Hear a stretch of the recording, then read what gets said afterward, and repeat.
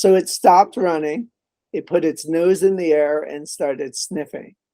And it sniffed me, and then it just started walking back up the trail. So I figured I was pretty safe at that point, and I started walking up behind it. Not behind it, I was still very far away from it, but I wanted to continue my hike.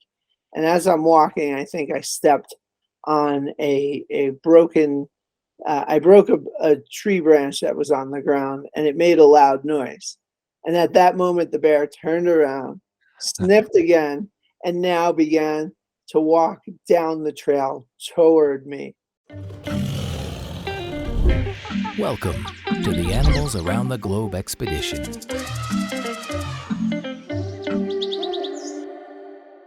Cool. Hello, everyone. Welcome back to the Animals Around the Globe expedition. Today we have John with us, who is a seasoned guide in Yosemite National Park, and we are talking today about bear encounters and the bear population in Yosemite. John, maybe you want to introduce yourself quickly, and then we can jump right into how you think the bear population is doing in Yosemite National Park. Hi, my name is John Degrazio. I'm the lead naturalist guide for Yexplorer Yosemite Adventures, and we lead trips in Yosemite National Park. Awesome. And you recently encountered a bear. Maybe like throughout the many years you've been active in Yosemite, can you talk about how many bears have you seen? What is different about the recent sights you have made, and how is the bear population developing? Yosemite National Park has the American black bear, and they estimate there are about 300 to 600 black bears in Yosemite. And I've witnessed over the last several years less and less encounters, and that seems like a bad thing for tourists, but it actually is probably a good thing for the bears. Yosemite has a specialized bear management team that really works hard to avoid human and bear interactions. So the team actually will monitor the bears in Yosemite and try to keep them away from high traffic areas in the park.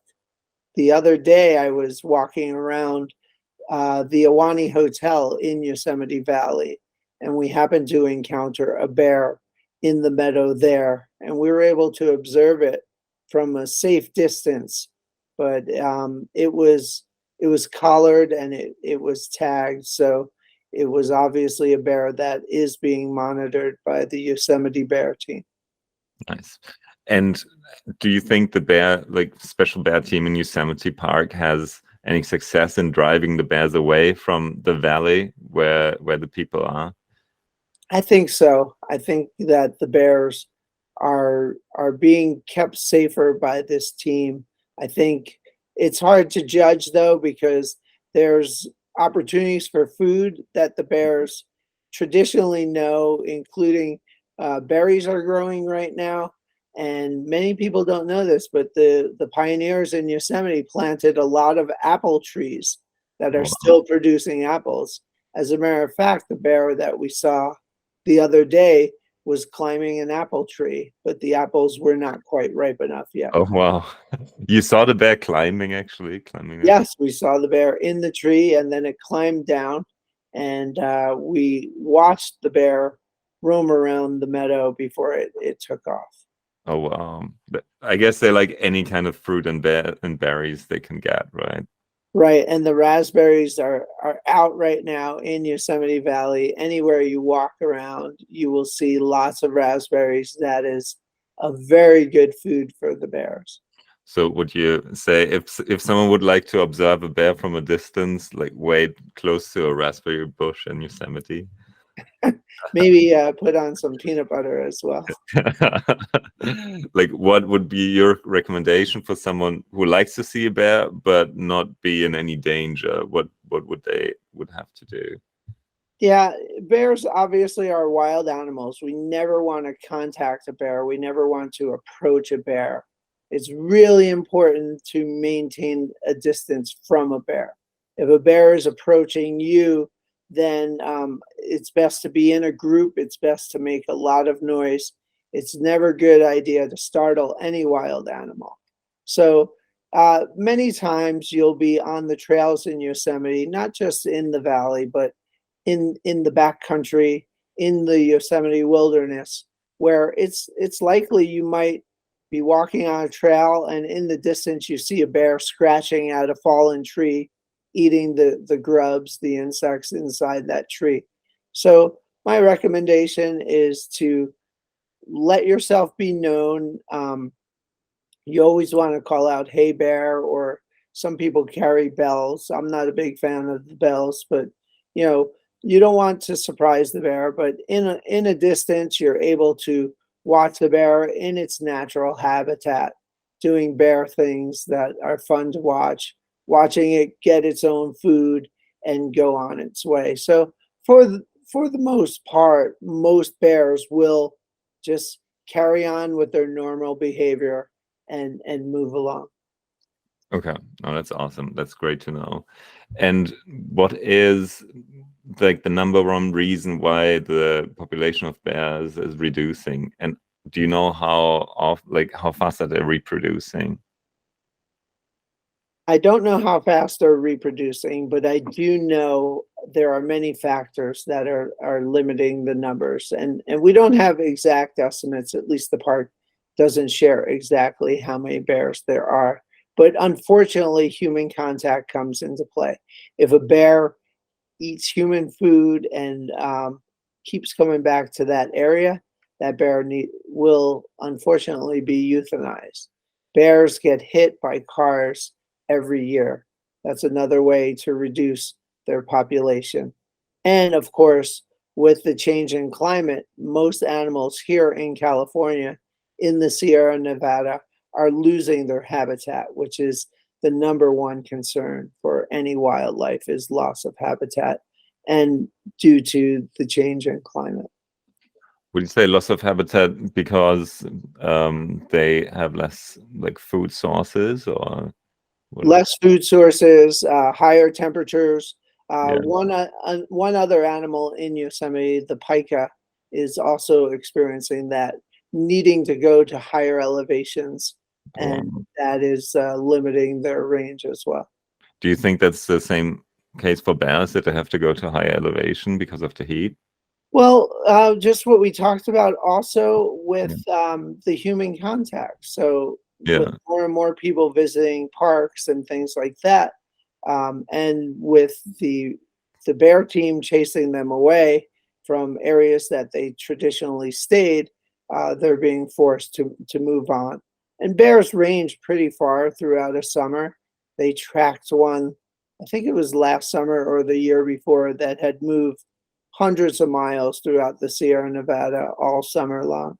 So they do move a lot, and being able to do that with more and more as we encroach on their habitat, moving into areas that traditionally were not uh, used by humans, that definitely plays a big role.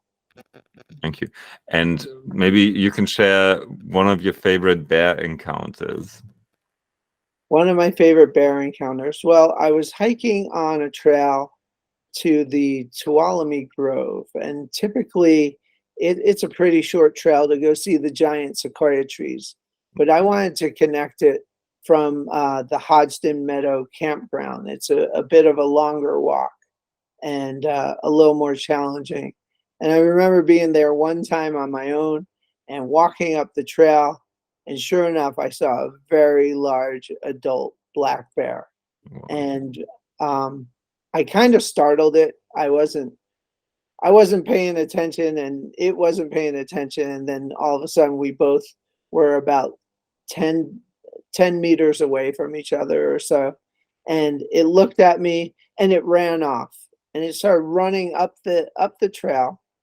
And I felt like at some moment it just thought to itself, wait a minute, why am I running from that animal? I'm much bigger than that animal. So it stopped running, it put its nose in the air and started sniffing. And it sniffed me, and then it just started walking back up the trail. So I figured I was pretty safe at that point. and I started walking up behind it. Not behind it, I was still very far away from it, but I wanted to continue my hike. And as I'm walking, I think I stepped on a broken, I broke a tree branch that was on the ground, and it made a loud noise. And at that moment, the bear turned around, sniffed again, and now began to walk down the trail toward me. And Oh, I thought to myself, okay, now this is pretty serious. So I reached down, I picked up a couple of sticks, a couple of rocks, and I was waving the sticks in the air as I was retreating down the trail. And it was at this point, it was probably over 50 yards away from me or so. And as I started walking down the trail, I just watched it. It watched me retreat, and then it eventually just walked away off the trail. But for those few moments when it heard me break that branch, it was a little bit of a harrowing experience. wow, that's amazing. Going from walking up the trail together to facing each other. Yeah. Right, right. I could tell, I wasn't being aggressive at all, but I was just returning to the trail. I probably, in retrospect, I probably should have waited a couple more minutes before I started walking again to Nice. let it get farther away. But in the end, I followed a lot of what I was taught for safety, and it just became disinterested and walked in a completely different direction away from the trail. That makes sense. That's awesome to see that in practice. Right, right. Yeah, it's like, okay, you better get ready to use your leave no trace principles. Nice. That thank you so much for sharing these stories. And if anyone wants to do a tour with John, we'll link Yexplorer, the website, down here. And yeah, thank you so much for being on the show. Thank you, Chris. Awesome.